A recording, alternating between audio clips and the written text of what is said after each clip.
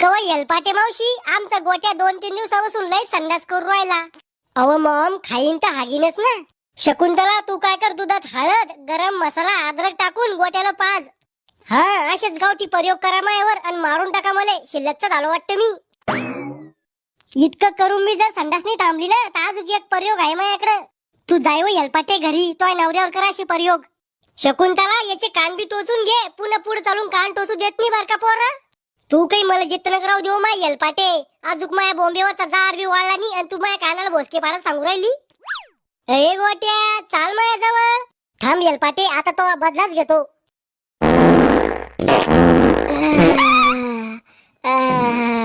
ऐ शकुंतले धैर्याला माझ्या अंगावर आगलं वाटते. गरम गरम लागू राहिलं. घेण्या अजूक मला उचलून येलपाटे.